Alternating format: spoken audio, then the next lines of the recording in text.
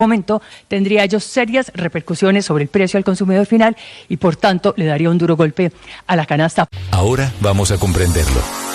En Recap Blue, ¿cómo entender? 8:41, ¿cómo entender, Valentina, la reforma tributaria que fue radicada hoy por el gobierno del presidente Gustavo Petro en cabeza de su ministro de Hacienda, Germán Ávila, y que, como les contábamos al principio, es una de las más ambiciosas en la historia de Colombia y que llega también en un momento donde varios se preguntan cómo está el ambiente en el Congreso de la República? Porque es que una cosa es aprobar usted una reforma tributaria en el primer año de gobierno, como la de José Antonio Campo, cuando usted está estrenando gobierno, como pasó en agosto del 2022, y otra muy distinta cuando ya queda menos de un año de gobierno del presidente Petro. Estamos a 1 de septiembre ya hoy. Y además con el antecedente que ya también les contábamos de la segunda reforma tributaria que se presentó cuando Diego Guevara estaba en el Ministerio de Hacienda y que pues no llegó a un final feliz y fundida por las comisiones económicas del Congreso. Totalmente. Lo que hemos visto hoy es una nueva cascada de impuestos, pero también una cascada de críticas e incluso ya voces desde el sector político que dicen que ni siquiera la van a debatir porque no están de acuerdo con esas propuestas que está haciendo el gobierno y que van a tocar muchos sectores económicos. Hemos hablado del carbón, hemos hablado del entretenimiento, hemos hablado también de todo lo que tiene que ver con licor y ahí va la lista larga. La lista larga, son más de 86 artículos, le decía yo al principio, son en total 95 artículos y bueno, ¿cómo entender esto que, como bien dice usted, pasa por carbón, por gasolina, por las bebidas alcohólicas, pasa por el entretenimiento, las apuestas y juegos de azar en línea? Bueno, y también por las inversiones que está haciendo la gente hoy en el mercado digital, por ejemplo. Los que quieren comprar carro, la ganancia ocasional también tiene cambios. Bueno, vamos a ver entonces qué pasa con esto, Miguel Cardosa. Se acabó la espera. Después de gran expectativa, el ministro de Hacienda, Germán Ávila, radicó ante la Cámara de Representantes el proyecto de ley de reforma tributaria que quedó con el número 283. Se trata de una ley de financiamiento con la cual el gobierno busca recaudar 26,3 billones de pesos para financiar el presupuesto del año 2026. Empecemos por la gasolina. Tendrá un IVA de 10% desde el 1 de enero de 2026 y gradualmente se incrementará hasta llegar al 19% desde el año 2027. Pero además, el impuesto al carbono de 1% también tendría incidencia en ese combustible. El ACPM también aumentaría de 10 a 19%, pero entre 2027 y 2028. Los licores y vinos aperitivos tendrán un gravamen de 19%, igual que los juegos de suerte y azar. Otro aumento se aplicará para las motos de 200 centímetros cúbicos en adelante, vehículos a los que le suben el IVA al 19%. El impuesto por ganancias ocasionales, por ejemplo, si usted se gana la lotería, aumenta a 30%, el de plataformas digitales será de 5% y el impuesto a los dividendos pasaría de 20 a 30%. Otro 19% aplicará a las boletas para entradas a juegos deportivos o conciertos que tengan un valor de 500,000 pesos o más. También se gravarán las cirugías estéticas y los transportes de valores. Igualmente, le suben el impuesto a la renta de 40% a 50% a la banca. Y si se divorcia, por la parte de su sociedad que reciba, tendrá que pagar impuesto. Hoy en día, esa renta está exenta. Ahora solo aplica la exención si es una casa de interés social. Ahora, además del necesario debate técnico, juegan un papel importante los acuerdos políticos. Aunque el ministro del Interior, Armando Benedetti, anunció que está tratando de consolidar las mayorías en las comisiones económicas, hay que recordar que se trata de un año preelectoral y muchos congresistas no se arriesgarán a perder electores. Esa es la gran pregunta, como lo decíamos, Valentina. ¿Está el ambiente en el Congreso de la República para aprobar una reforma tributaria en este momento? Porque finalmente... Es un costo político bastante exactamente, fuerte. Usted le pone impuestos y los impuestos no son necesariamente lo más popular en términos electorales. Congresista que aprobó X o Y impuesto. Entonces esa va a ser sin duda una evaluación, no solamente la pertinencia de esa, digamos, reforma tributaria, sino también la pertinencia del momento político en el que está Colombia. Pero si le parece, esta sección se llama ¿Cómo entender? Sí. Y yo creo que es muy importante justamente desmenuzar, entender pedazo a pedazo que incluyen esas más de 50 páginas que fueron radicadas hoy con cerca de 95 artículos y que, como ya lo veíamos, pues toca diversos sectores de la economía, cambia la compra de carros, cambia el consumo de bebidas alcohólicas, cambian las ganancias ocasionales y ya nos contaba Miguel, hasta cambia el divorcio. También, total, o sea, es que hasta esos planes se van a ver afectados y por eso la gente dice, ¿qué es lo que me va a afectar a mí puntualmente el bolsillo? Y por eso Valentina nos acompaña a esta hora 8:46 de la noche, Mauricio Salazar, quien es el director del Observatorio Fiscal de la Universidad Javeriana. Señor Salazar, muchas gracias por acompañarnos aquí en Recap Blue. Buenas noches para todas y todos y gracias por la invitación.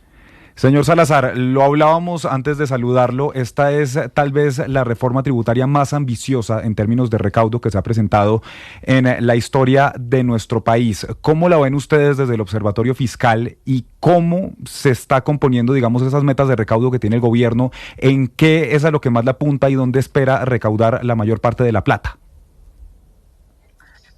Sí, recordemos que estamos en un contexto que desde 2024 básicamente no se ha cumplido el presupuesto inicial que el gobierno había dicho inicialmente. Recordemos que en 2024, digamos, la diferencia entre la meta de recaudo y lo que se recaudó efectivamente fue 4 puntos del PIB, algo así como 70 billones, 3 veces lo que esta reforma espera calcular.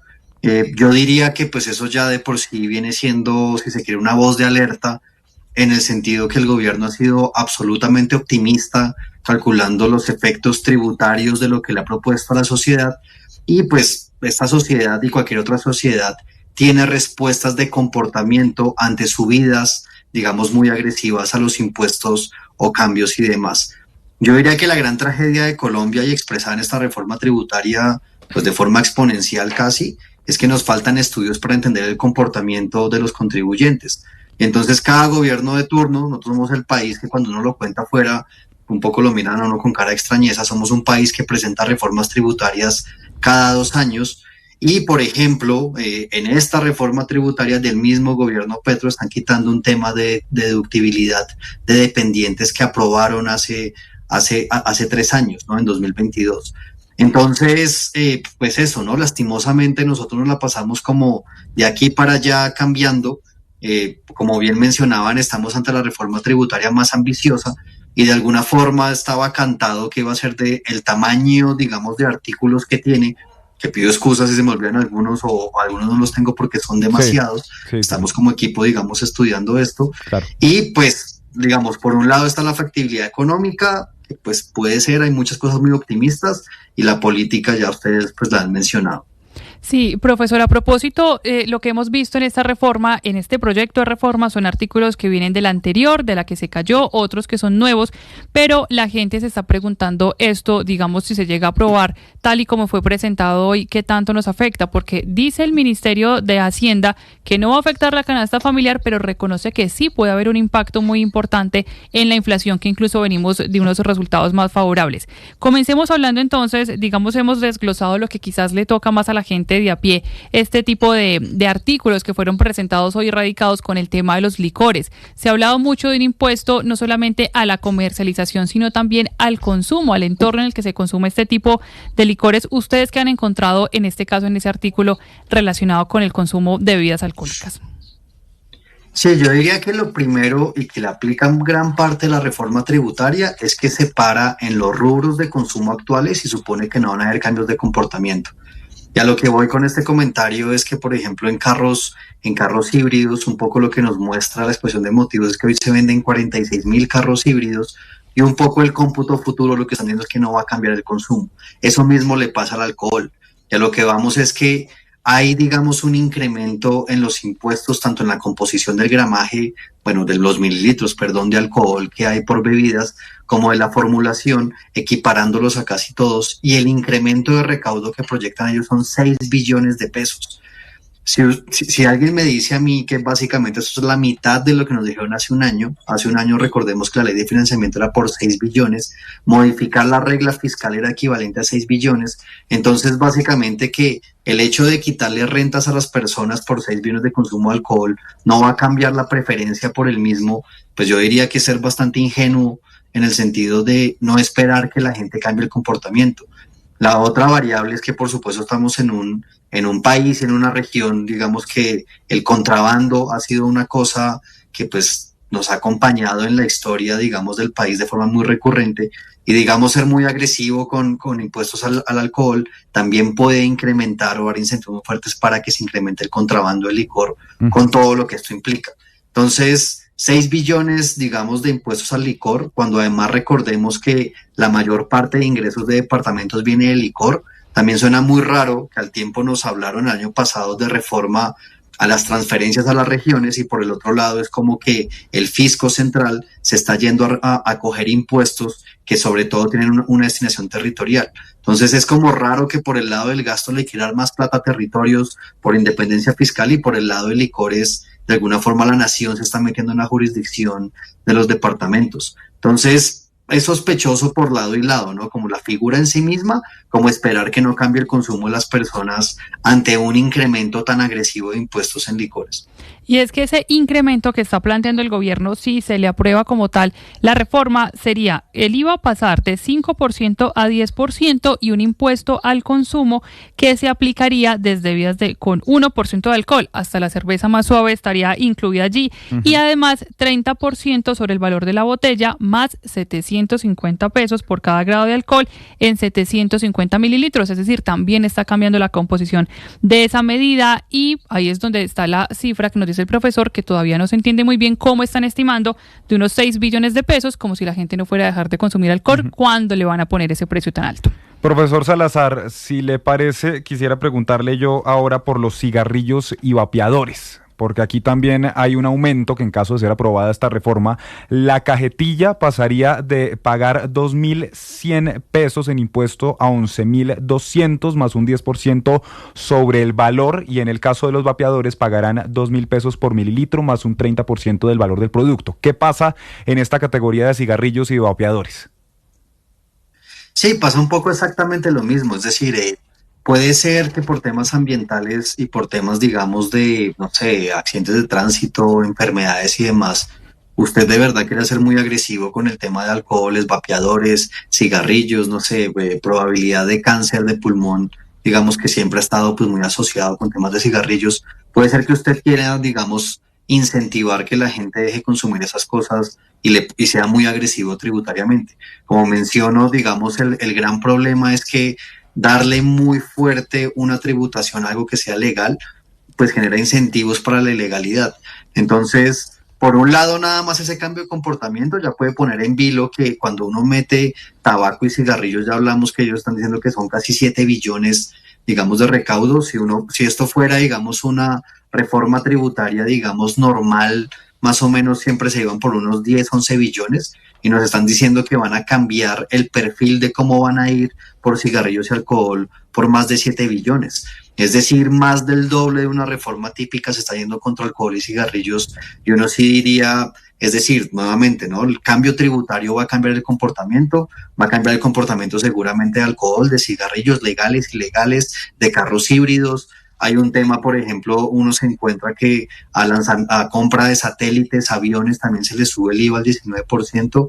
Y pues, es decir, uno de alguna forma se anticipa que en un negocio como aerolíneas, eventualmente eso haya una transferencia que vaya a tiquetes y como mencionaban ustedes, inflación. Entonces son tantos los cambios que hay que es muy probable que haya una serie de cambios de comportamiento y de precios que terminen pegándole a la inflación, reduzcan el consumo y hagan que en efecto el recaudo sea mucho más bajo que el que están esperando en las cuentas el gobierno. Sí, siguiendo precisamente con esos posibles cambios de comportamiento, digamos varias categorías que se asemejan en lo que venimos hablando, tiene que ver con apuestas y espectáculos, con el IVA del 19% a las apuestas en línea que ya va a ser permanente. Hoy lo tenemos vigente solamente mientras la vigencia del decreto del Catatumbo para atender la situación en el Catatumbo, pero el gobierno quiere que quede de manera permanente. Y también 19% conciertos, eventos deportivos, culturales y recreativos de carácter comercial que hemos visto que se han incrementado en los últimos meses en diferentes ciudades del país. También usted, profesor, mencionaba el tema de los vehículos, los híbridos que pasan de 5% a 19% de IVA y los autos, los carros de más de $30,000 y las motos de más de 200 centímetros cúbicos también subirán al 19% y en esa medida los combustibles se suman a propósito del transporte porque la gasolina y el diésel también tendrían IVA del 10% en 2026 y se va a aumentar. Ya usted nos explicaba que este tipo de casos va a de seguro afectar el comportamiento. La gente dejará de consumir, buscará otras alternativas o llegará el tema de aumentar el contrabando. pero digamos que el gobierno le funcione el plan y digamos crea y se pueda considerar que se recaude todo lo que se está planteando y lo que se está proyectando. ¿El gobierno hoy tiene la capacidad a través de sus entidades de recaudar esta cantidad de impuestos y hacerlo de manera controlada? Claro, es decir, como menciono, hay algunos en los que uno puede pronosticar que se dé contrabando, porque digamos, pues hay una infraestructura social que posibilita eso, como por ejemplo tabaco y alcohol. En efecto, yo diría que si todo esto pasase, la DIAN tiene la capacidad, digamos, de recaudar todos estos por los rubros legales. Pero pues hemos visto que pues hay, digamos, tanto históricamente como actualmente todo un tema muy grande con contrabando, con evasión de impuestos y demás. Entonces, sí, creo que causa mucha, ¿qué diría yo?, ansiedad de ver, digamos, el tamaño de la reforma tributaria que están proponiendo, en la cual se van básicamente a todos los rubros, también tocan, digamos, el tema de iglesias. En iglesias, por ejemplo, dicen que lo que van a taxar son las actividades comerciales de la iglesia, pero pues es muy difícil trazar esa línea. De eso deberían decir cómo va a ser o cómo no va a ser. Entonces, es decir, es muy interesante darse cuenta de esto. Hay un rubro que me parece muy importante llamar la atención y que no fue presentado hoy por el ministro como tal en la rueda de prensa, sí, y nos causó mucha suspicacia. En el capítulo 4 hay todo un tema que hablan de normalización tributaria. ¿Y esto qué es? Normalización tributaria y el tema, digamos, de condonar deudas pasadas. Hay algo que Colombia ha hecho en esta misma medida en el pasado, y es, como hay gente que le dé plata a la DIAN, digamos que eso se va al tema de litigios, que eventualmente hace 2 años fue un tema muy álgido que se estuvo discutiendo e iba a ser el tótem para aumentar el recaudo. Este tema de los de los deudores a la DIAN, digamos que eventualmente Colombia les ha ofrecido las gabelas de decirle, oiga, venga, le rebajo todo lo que me debe y entonces venga el recaudo en un momento. Lo malo de esa medida es que en últimas, como Estado colombiano, le estamos diciendo a los que no pagan, oiga, venga y negociemos, dando el mensaje que la mayoría de reformas tributarias le caen sobre la clase media alta, que sí paga, que casi todos son trabajadores formales, y a los que no han pagado, digamos que eventualmente, y en esta misma reforma tributaria, les dan gabelas y les dan beneficios. Esto lo vemos muy mal, digamos, en el comportamiento agregado que va a tener un ciudadano con el Estado, porque el mensaje histórico había sido, si usted no me paga, eventualmente yo le voy a dar exenciones, y esto lo estamos viendo, digamos, en esta discusión. Entonces causa suspicacia que eso no se haya discutido. Por otro lado, también, digamos, hay un litigio grandísimo de Ecopetrol por unos pagos que también hay unos 3 billones. Y recordemos que, por eso empecé en el contexto, 2024 el presupuesto no se cumplió, 25 tampoco se va a cumplir. Y entonces vemos una reforma tributaria grandísima para justificar de pronto algunos rubros de gasto en 2026. Y cuando encontremos que la gente cambia comportamiento, no tenemos el recaudo y vamos a estar sobreendeudados, tal cual, digamos, en contravía del plan de ajuste para lograr la regla fiscal. Entonces, el problema del optimismo acá, aunque la DIAN tiene mecanismos para recaudar, es que si no se da, esto va a ir en contra de más deuda y de más intereses. Profesor Salazar, mencionaba usted las iglesias, me quedan a mí, yo creo que 3 dudas que en este momento me surgen de lo que hemos podido leer también aquí también del articulado que fue presentado y radicado hoy en la Cámara de Representantes. Hay un pedazo que habla de parqueaderos y de cuotas de administración. Después habla que, por ejemplo, los conjuntos residenciales quedarían excluidos, es decir, ¿qué va a pasar aquí con los parqueaderos y cuando yo pago la cuota de la administración? Si es residencial no estaría, pero si es comercial sí, según entiendo yo. Como bien le decía en un momento, son tantos que hay algunos que no hemos abordado como tal. Tendríamos, es decir, lo que revisamos hoy, tenemos la misma interpretación que usted está haciendo. Y claro, fíjense que además esto se da en un contexto en el que aprobamos una reforma laboral en el que suben los costos de empresas. Ya teníamos un decreto de retención y autorretención que modifica básicamente las empresas lo que serán ingresos. Y acá tenemos parqueaderos, vapeadores, alcohol, parqueaderos uno entiende que son los no residenciales, como bien mencionas. Entonces, un poco lo que preocupa es que por todo lado se está, digamos, apretando demasiado la tuerca de un Estado que le faltan recursos, que no ha sido bueno ejecutando el gasto, que ahorita hace una reforma tributaria por el doble del año pasado. Obviamente para lograr eso pues había que irse a todos los rubros, y uno encuentra unos rubros que uno dice, oiga, en ningún otro lugar se han ido contra esas medidas.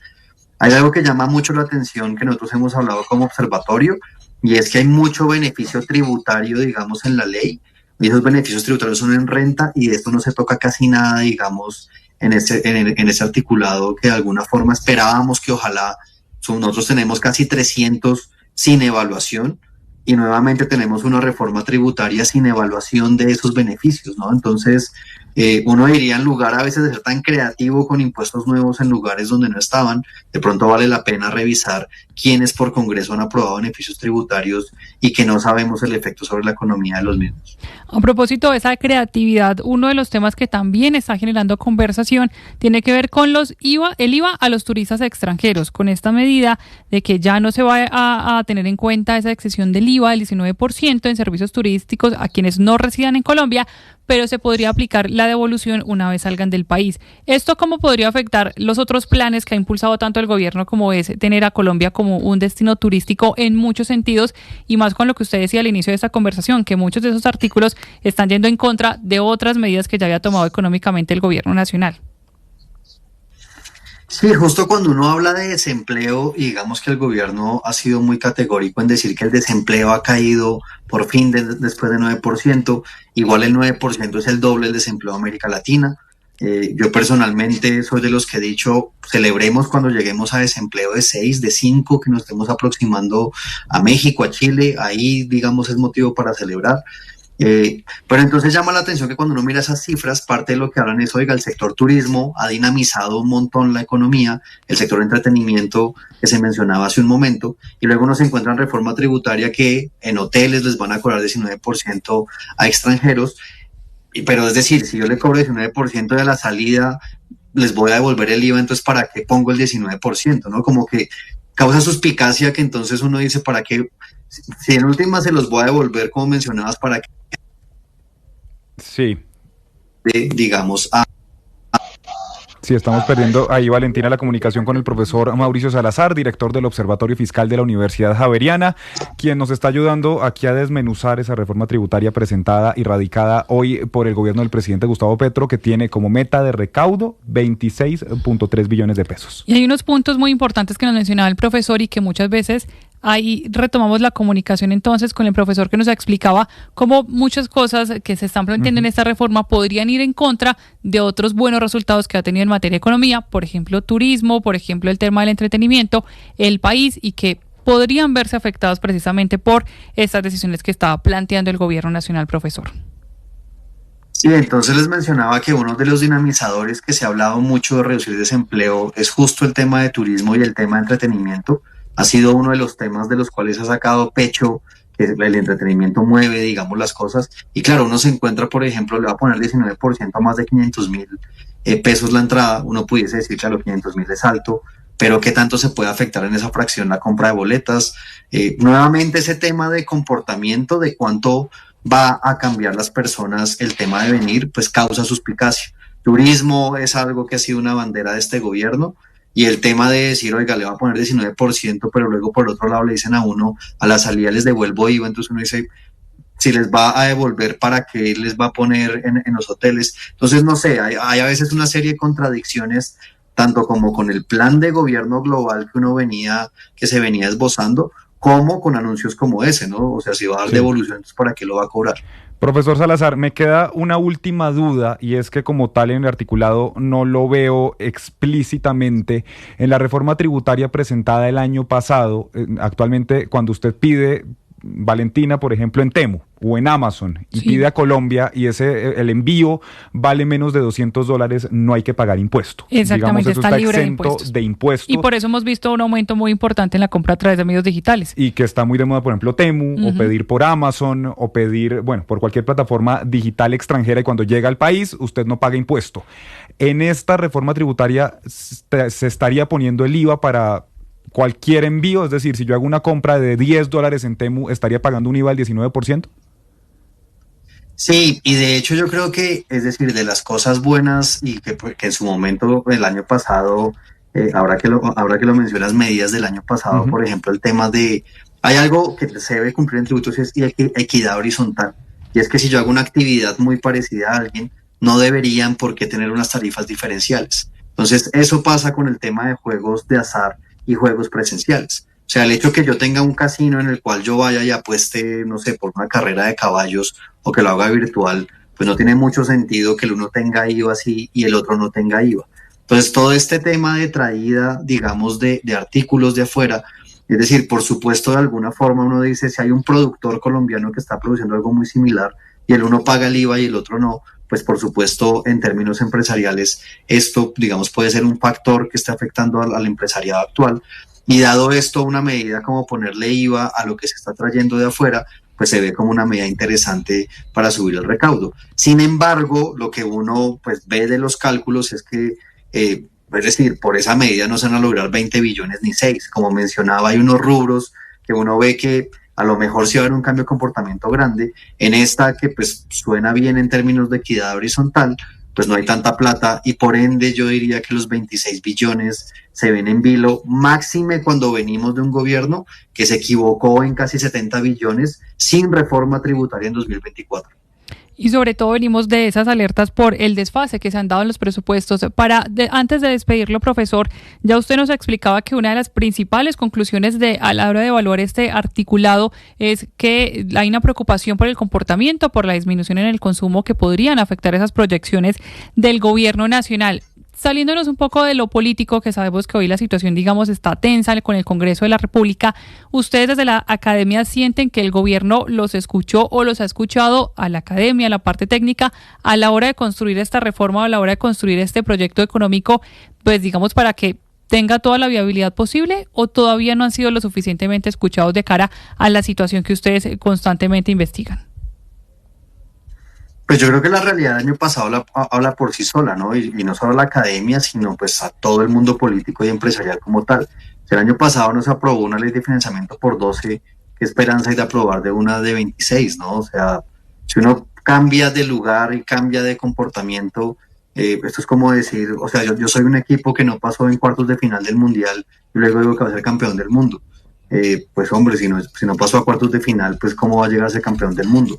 Entonces, yo diría que esta es una reforma y desde, digamos, si uno sigue todo el debate presupuestal y fiscal de lo que mucha gente ha venido diciendo es, oiga, se han inflado muchos los ingresos de forma artificial para justificar una subida en el gasto. Esto nos ha llevado a subir el nivel de deuda a niveles mucho más acelerados que los demás países de la región. Todos los demás países, digamos, lo que han hecho es o mantener el nivel de deuda o no subirlo tanto. Nosotros volvimos al nivel de deuda de pandemia. Tenemos un nivel de déficit que en el mejor de los casos va a estar este año cercano al de la pandemia. Es probable que de hecho sea mayor. Y entonces vemos una estrategia de un gobierno que se inventa ingresos de algún lado, hace unos cálculos que no dan, justifica gasto y entonces luego lo que nos ha tocado es endeudarnos cada vez más y más. Entonces yo diría, no se ha escuchado plenamente a la academia, pero tampoco se ha escuchado el pasado reciente de recaudo, porque como menciono, el pasado reciente de recaudo, en 2024 tuvimos una diferencia de 4 puntos del PIB y aún así están presentando, digamos, en ese escenario no le pasaron 12 billones y ahorita presentan 26.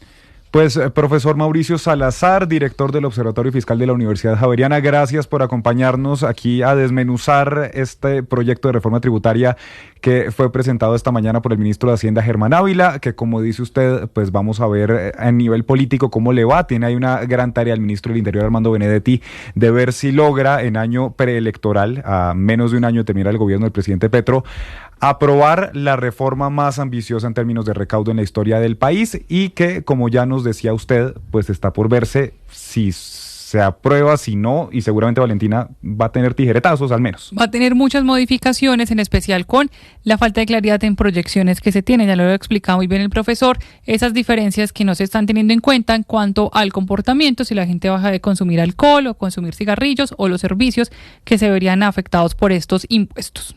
Pues, profesor Salazar, feliz noche para usted, 9:10 minutos de la noche. Gracias por acompañarnos. Bueno, buenas noches y gracias por todo y pues ojalá todo Colombia esté muy pendiente. Recordemos que lo que hay detrás es el debate presupuestal y lo presupuestal es el funcionamiento del Estado. Entonces, pase o no pase esta reforma tributaria, tenemos que estar muy pendientes de lo que